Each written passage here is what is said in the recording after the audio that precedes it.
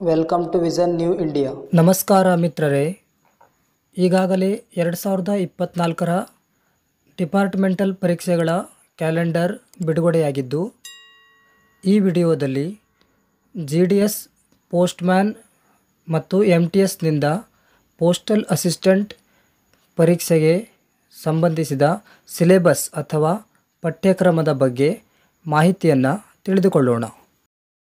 Postal assistant ಪರೀಕ್ಷೆಯು 3 ಪತ್ರಿಕೆಗಳನ್ನು ಒಳಗೊಂಡಿರುತ್ತದೆ. ಪೇಪರ್ 1, ಪೇಪರ್ 2 ಮತ್ತು ಪೇಪರ್ 3.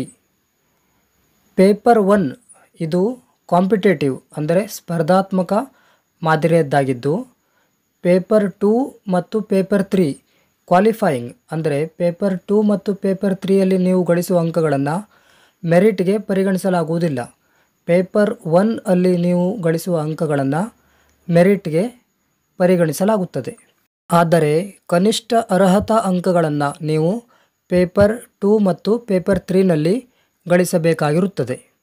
ಪೇಪರ್ 1 ಅಥವಾ ಪತ್ರಿಕೆ 1 ಇದು ಮಲ್ಟಿಪಲ್ ಚಾಯ್ಸ್ ಅಥವಾ ಬಹು ಆಯ್ಕೆ ಮಾದರಿಯ ಪ್ರಶ್ನೆಗಳನ್ನು ಒಳಗೊಂಡಿರುತ್ತದೆ. ಪತ್ರಿಕೆ 2 ಇದು ಬಹು ಆಯ್ಕೆ ಮಾದರಿಯ ಪ್ರಶ್ನೆಗಳು, ಅದರ ಜೊತೆಗೆ ವಿವರಣಾತ್ಮಕ ಪ್ರಶ್ನೆಗಳನ್ನು ಸಹ ಒಳಗೊಂಡಿರುತ್ತದೆ. ಪೇಪರ್ 3 ಇದು ಕಂಪ್ಯೂಟರ್ ಅರ್ಹತಾ ಪರೀಕ್ಷೆ ಅಥವಾ ಟೈಪಿಂಗ್ ಟೆಸ್ಟನ್ನು ಇಲ್ಲಿ ನಡೆಸಲಾಗುತ್ತದೆ. ಪತ್ರಿಕೆ 1 ಇದು 100 ಅಂಕಗಳ ಪತ್ರಿಕೆಯಾಗಿರುತ್ತದೆ. ಇನ್ನು ಎರಡನೇ ಪತ್ರಿಕೆ 50 ಅಂಕಗಳನ್ನು ಒಳಗೊಂಡಿರುತ್ತದೆ. ಹಾಗೆಯೇ ಕಂಪ್ಯೂಟರ್ ಟೈಪಿಂಗ್ ಟೆಸ್ಟ್ ಇದಕ್ಕೆ 25 ಅಂಕಗಳನ್ನು ನಿಗದಿಪಡಿಸಲಾಗಿದೆ. ಇನ್ನು ಪತ್ರಿಕೆಯ ಅವಧಿಯನ್ನು ಗಮನಿಸುವುದಾದರೆ, ಪತ್ರಿಕೆ 1 ಇದು 120 ನಿಮಿಷಗಳು ಅಂದರೆ 2 ತಾಸು ಕಾಲಾವಕಾಶವನ್ನು ಹೊಂದಿರುತ್ತದೆ. ಹಾಗೆಯೇ ಎರಡನೇ ಪತ್ರಿಕೆಗೆ 45 ನಿಮಿಷಗಳ ಕಾಲಾವಕಾಶ ಇರುತ್ತದೆ. ಇದರ ಜೊತೆಗೆ ಕಂಪ್ಯೂಟರ್ ಟೈಪಿಂಗ್ ಟೆಸ್ಟ್ಗೆ 15 ನಿಮಿಷಗಳನ್ನು ನಿಗದಿಪಡಿಸಲಾಗಿದೆ. ಇನ್ನು ಪತ್ರಿಕೆಯ ಮಾಧ್ಯಮವನ್ನು ಗಮನಿಸುವುದಾದರೆ, ಪತ್ರಿಕೆಯು ಹಿಂದಿ, ಇಂಗ್ಲಿಷ್ ಮತ್ತು ಸ್ಥಳೀಯ ಭಾಷೆ ಈ 3 ಭಾಷೆಗಳಲ್ಲಿ ಮುದ್ರಿತವಾಗಿರುತ್ತದೆ. ಅಂದರೆ ಕರ್ನಾಟಕದ ಅಭ್ಯರ್ಥಿಗಳಿಗೆ ಪತ್ರಿಕೆಯು ಹಿಂದಿ, ಇಂಗ್ಲಿಷ್ ಮತ್ತು ಕನ್ನಡ ಭಾಷೆಗಳಲ್ಲಿ ಪ್ರಿಂಟ್ ಆಗಿರುತ್ತದೆ. ನಮಗೆ ಬೇಕಾದ ಭಾಷೆಯಲ್ಲಿ ನಾವು ಉತ್ತರಿಸಲು ಅವಕಾಶ ಇರುತ್ತದೆ. ಇನ್ನು ಮಿನಿಮಮ್ ಕ್ವಾಲಿಫೈಯಿಂಗ್ ಮಾರ್ಕ್ಸ್ ಅಥವಾ ಕನಿಷ್ಠ ಅರ್ಹತಾ ಅಂಕಗಳನ್ನು ಗಮನಿಸುವುದಾದರೆ, SC/ST ಕಮ್ಯುನಿಟಿಗೆ 33% ಮತ್ತು OBC ಕಮ್ಯುನಿಟಿಗೆ 37% ಹಾಗೂ ಇತರ ಕಮ್ಯುನಿಟಿಗೆ ಜನರಲ್ ಕ್ಯಾಟಗರಿಗೆ 40% ಪ್ರತಿ ಪತ್ರಿಕೆಯಲ್ಲಿ ಕನಿಷ್ಠ ಅರ್ಹತಾ ಅಂಕಗಳನ್ನು ನಿಗದಿಪಡಿಸಲಾಗಿದೆ. ಈಗ ನಾವು ಒಂದೊಂದೇ ಪತ್ರಿಕೆಗಳನ್ನು ವಿವರವಾಗಿ ಗಮನಿಸೋಣ. ಮೊದಲನೇದಾಗಿ ಪೇಪರ್ 1 ಅಥವಾ 1ನೇ ಪತ್ರಿಕೆ. ಇದು 120 ನಿಮಿಷಗಳು ಅಥವಾ 2 ಗಂಟೆ ಕಾಲಾವಕಾಶವನ್ನು ಹೊಂದಿರುತ್ತದೆ. ಪೇಪರ್ 1ರಲ್ಲಿ ಪಾರ್ಟ್ ಎ ಮತ್ತು ಪಾರ್ಟ್ ಬಿ ಅಂತ 2 ಭಾಗಗಳನ್ನು ವಿಂಗಡಿಸಲಾಗಿದೆ. ಪಾರ್ಟ್ ಎನಲ್ಲಿ ಪೋಸ್ಟ್ ಆಫೀಸ್ ಗೈಡ್ಗಳಿಗೆ ಸಂಬಂಧಪಟ್ಟಂತಹ ಪ್ರಶ್ನೆಗಳನ್ನು ಕೇಳಲಾಗ್ತದೆ. ಪಾರ್ಟ್ ಬಿನಲ್ಲಿ ಸಾಮಾನ್ಯ ಜ್ಞಾನ ಮತ್ತು ಗಣಿತ ವಿಷಯಕ್ಕೆ ಸಂಬಂಧಿಸಿದ ಪ್ರಶ್ನೆಗಳನ್ನು ಕೇಳಲಾಗುತ್ತದೆ. ಪಾರ್ಟ್ ಎನಲ್ಲಿ 50 ಪ್ರಶ್ನೆಗಳನ್ನು ಕೇಳಲಾಗುತ್ತದೆ. ಪ್ರತಿಯೊಂದು ಪ್ರಶ್ನೆಗೆ 1 ಅಂಕಗಳನ್ನು ನಿಗದಿಪಡಿಸಲಾಗಿದೆ. ಅಂದರೆ ಒಟ್ಟು 50 ಅಂಕಗಳ ಪಾರ್ಟ್ ಎ ಪತ್ರಿಕೆ ಆಗಿರುತ್ತದೆ. ಇದರಲ್ಲಿ post office guide part 1, telegraphic money order ಈ 1 ಅಧ್ಯಾಯವನ್ನು ಹೊರತುಪಡಿಸಿ ಪೋಸ್ಟ್ ಆಫೀಸ್ ಗೈಡ್ ಪಾರ್ಟ್ 1ರ ಉಳಿದ ಎಲ್ಲ ಅಧ್ಯಾಯಗಳು ಇಲ್ಲಿ ಕೇಳಲಾಗುತ್ತದೆ. ಈ ಪೋಸ್ಟ್ ಆಫೀಸ್ ಗೈಡ್ ಪಾರ್ಟ್ 1ರಿಂದ 10 ಪ್ರಶ್ನೆಗಳನ್ನು ಕೇಳಲಾಗ್ತದೆ. ಇನ್ನು ಪೋಸ್ಟ್ ಆಫೀಸ್ ಗೈಡ್ ಪಾರ್ಟ್ 2ರಿಂದ 10 ಪ್ರಶ್ನೆಗಳನ್ನು ಕೇಳಲಾಗುತ್ತದೆ.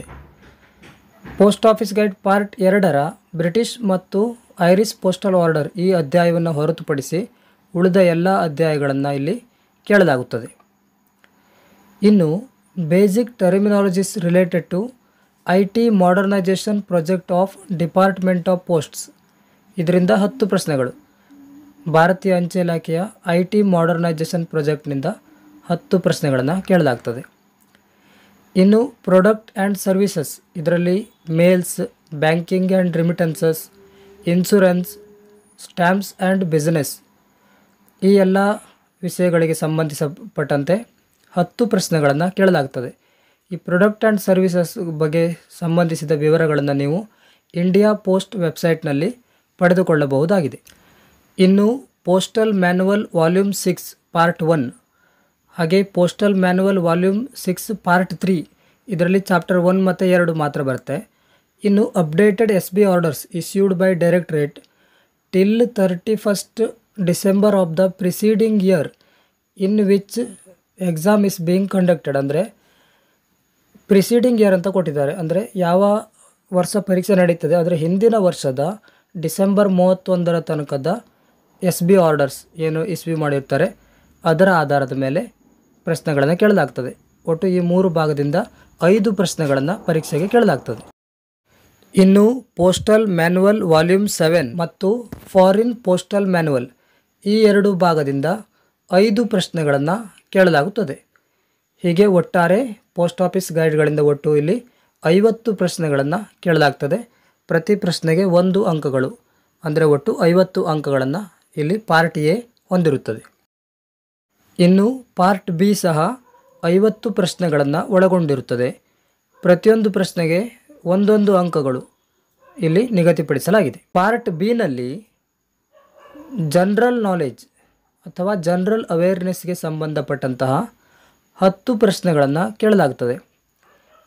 ಇದರಲ್ಲಿ ಇಂಡಿಯನ್ ಜಿಯೋಗ್ರಫಿ ಭಾರತದ ಭೂಗೋಳ, ಸಿವಿಕ್ಸ್ ಅಂದರೆ ಇಲ್ಲಿ ಸಂವಿಧಾನ ಮತ್ತು ರಾಜ್ಯಶಾಸ್ತ್ರಕ್ಕೆ ಸಂಬಂಧಪಟ್ಟ ಪ್ರಶ್ನೆಗಳನ್ನು ಕೇಳಲಾಗುತ್ತೆ.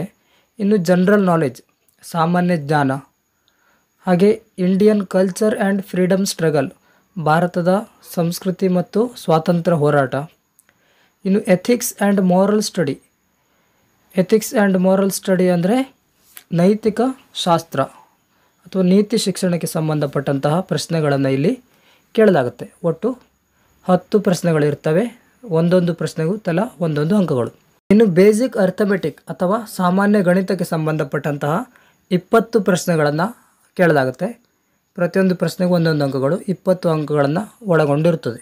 ಇನ್ನು ಬೇಸಿಕ್ ಅರಿಥಮೆಟಿಕ್ನಲ್ಲಿ ಕೇಳಬಹುದಾದಂತಹ ಟಾಪಿಕ್ಗಳನ್ನು ನಾವು ಗಮನಿಸುವುದಾದರೆ ಇದರಲ್ಲಿ ಬಾಡ್ ಮಾಸ್, ಆಮೇಲೆ ಪರ್ಸಂಟೇಜ್ ಪ್ರತಿಶತ, ಪ್ರಾಫಿಟ್ ಆ್ಯಂಡ್ ಲಾಸ್ ಲಾಭ ಮತ್ತು ನಷ್ಟ, ಸಿಂಪಲ್ ಇಂಟ್ರೆಸ್ಟ್ ಸರಳ ಬಡ್ಡಿ, ಎವರೇಜ್ ಸರಾಸರಿ, ಟೈಮ್ ಆ್ಯಂಡ್ ವರ್ಕ್ ಕಾಲ ಮತ್ತು ಕೆಲಸ, ಮತ್ತು ಟೈಮ್ ಆ್ಯಂಡ್ ಡಿಸ್ಟನ್ಸ್ ಕಾಲ ಮತ್ತು ಅಂತರ ಅಥವಾ ಕಾಲ ಮತ್ತು ದೂರ, ಹಾಗೆ ಯುನಿಟರಿ ಮೆಥಡ್ ಇವುಗಳಿಗೆ ಸಂಬಂಧಪಟ್ಟಂತಹ ಪ್ರಶ್ನೆಗಳನ್ನು ಕೇಳಲಾಗ್ತದೆ.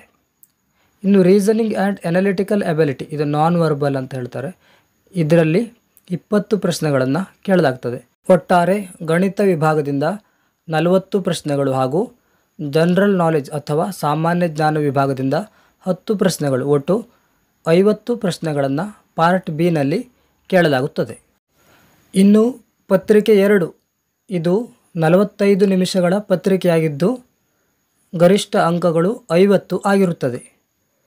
ಪೇಪರ್ 2ನಲ್ಲಿ translation from English to local language ಇದರಿಂದ 15 ಪ್ರಶ್ನೆಗಳನ್ನು ಕೇಳಲಾಗ್ತದೆ. ಪ್ರತಿಯೊಂದು ಪ್ರಶ್ನೆಗೆ 1 ಅಂಕಗಳು. ಅಂದರೆ ಇಂಗ್ಲೀಷ್ನಲ್ಲಿ 15 ಟರ್ಮ್ಗಳನ್ನು ಕೊಡಲಾಗಿರ್ತದೆ. ಟರ್ಮ್ಗಳು ಅಥವಾ ಶಬ್ದಗಳನ್ನು ಕೊಡಲಾಗಿರ್ತದೆ. ಅದನ್ನು ಕನ್ನಡಕ್ಕೆ ನೀವು ಅನುವಾದ ಮಾಡಬೇಕು. 15 ಟರ್ಮ್ಗಳು ಅಥವಾ ಶಬ್ದಗಳಿರುತ್ತೆ. ಇನ್ನು ಅದೇ ರೀತಿ ಕನ್ನಡದಲ್ಲಿ 15 ಟರ್ಮ್ಗಳನ್ನು ಕೊಟ್ಟಿರ್ತಾರೆ. ಅದನ್ನು ಇಂಗ್ಲೀಷ್ಗೆ ಟ್ರಾನ್ಸ್ಲೇಷನ್ ಮಾಡಬೇಕಾಗಿರುತ್ತದೆ. ಅದು ಸಹ 15 ಟರ್ಮ್ಗಳಿರುತ್ತೆ. 15 ಅಂಕಗಳನ್ನು ನಿಗದಿಪಡಿಸಲಾಗಿದೆ. ಹೀಗೆ ಒಟ್ಟು 30 ಅಂಕಗಳು ನೀವು ಟ್ರಾನ್ಸ್ಲೇಷನ್ ಮಾಡಲಿಕ್ಕೆ ನಿಮಗೆ ಇರುತ್ತೆ. ಇನ್ನು 1 ಪತ್ರಲೇಖನ ಇದಕ್ಕೆ 10 ಅಂಕಗಳು, ಹಾಗೆಯೇ 1 ಪ್ರಬಂಧ ಇದಕ್ಕೆ ಸಹ 10 ಅಂಕಗಳನ್ನು ನಿಗದಿಪಡಿಸಲಾಗಿದೆ. ಒಟ್ಟು 50 ಅಂಕಗಳು ಈ ಪೇಪರ್ 2 ಒಳಗೊಂಡಿರುತ್ತದೆ. ಇನ್ನು ಕೊನೆಯದಾಗಿ 3ನೇ ಪತ್ರಿಕೆ ಇದು ಕಂಪ್ಯೂಟರ್ ಬೇಸ್ಡ್ ಅಥವಾ ಕಂಪ್ಯೂಟರ್ ಆಧಾರಿತವಾಗಿರುತ್ತದೆ. ಇಲ್ಲಿ ನಿಮಗೆ ಟೈಪಿಂಗ್ ಟೆಸ್ಟ್ ಅಥವಾ ಸ್ಕಿಲ್ ಟೆಸ್ಟನ್ನು ನಡೆಸಲಾಗುತ್ತದೆ. ಇದಕ್ಕೆ 25 ಅಂಕಗಳನ್ನು ನಿಗದಿಪಡಿಸಲಾಗಿದೆ. Data entry of 1200 key depressions ಅಂದರೆ 15 ನಿಮಿಷದಲ್ಲಿ ನೀವು 1200 ಕೀ ಅಥವಾ ಅಕ್ಷರಗಳನ್ನು ಟೈಪ್ ಮಾಡಬೇಕಾಗಿರುತ್ತದೆ. ಸೊ ಇವಿಷ್ಟು ಪೋಸ್ಟಲ್ ಅಸಿಸ್ಟೆಂಟ್ ಪರೀಕ್ಷೆಯ ಸಿಲೆಬಸ್ನ 3 ಪತ್ರಿಕೆಗಳಿಗೆ ಸಂಬಂಧಪಟ್ಟಂತಹ ಮಾಹಿತಿ. ಮುಂದಿನ ವಿಡಿಯೋದಲ್ಲಿ ಪೋಸ್ಟ್ ಮ್ಯಾನ್ ಮತ್ತು MTS ಪರೀಕ್ಷೆಗಳ ಸಿಲೆಬಸ್ಸನ್ನು ತಿಳಿದುಕೊಳ್ಳೋಣ. ಧನ್ಯವಾದಗಳು.